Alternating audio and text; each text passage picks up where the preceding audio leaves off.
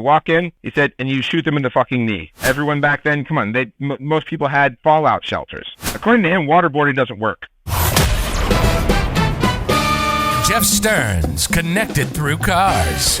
If they're bigwigs, we'll have them on the show. And yes, we'll talk about cars and everything else. Here he is now, Jeff Stearns. Said the number one thing in interrogating somebody, he said, you walk in, I'm dead serious, he said this, he said, you walk in, he said, and you shoot them in the fucking knee. It's like, wow, he goes, you got to kill him anyway. It's like, wow, Dad, you know, but he stopped doing racing when Vietnam started heating up, and he started doing things over there. And that's where he came up with, him and some other guys, he said, came up with something called high-altitude interrogation. High-altitude interrogation is where apparently you take 5 insurgent types, and you go up in a helicopter, X amount of high. He said, before you say shit to anybody, you throw the first 2 out the fucking door. You don't say shit. You just throw them right out the door. He said, then the next one, you blow his head off.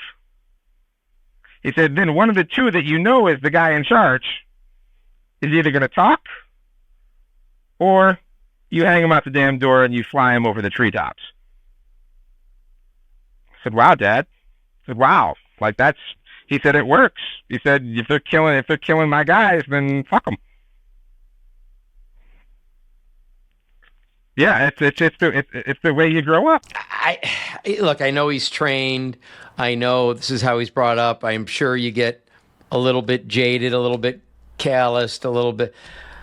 I don't know if I could do it. I mean, I understand the logic. I don't know if I could shoot a guy in the knee or, you know, throw a guy out of a helicopter. I don't know if I could do it either.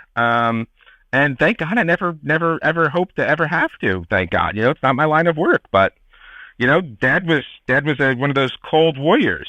You know, he's doing things in the middle of the '60s and the '70s when everyone thinks that the balloon's about to go up. Back then, the intelligence services, they didn't have rules like they have today.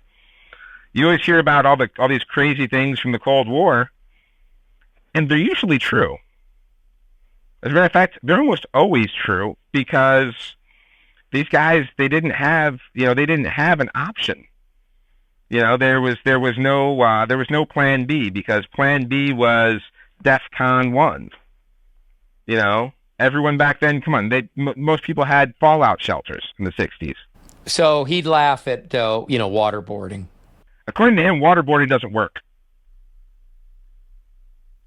When waterboarding became a big scandal, he said, shit doesn't work. He said, what you do is you keep a motherfucker up for about 5 or 6 days listening to loud music. He said, banging drums, keep him up for about 5 or 6 days.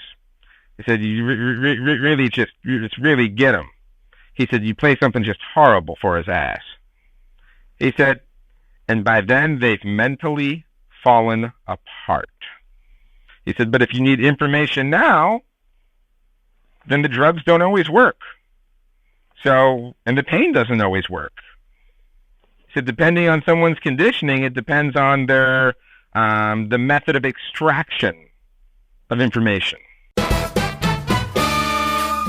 This has been Jeff Stearns, connected through cars.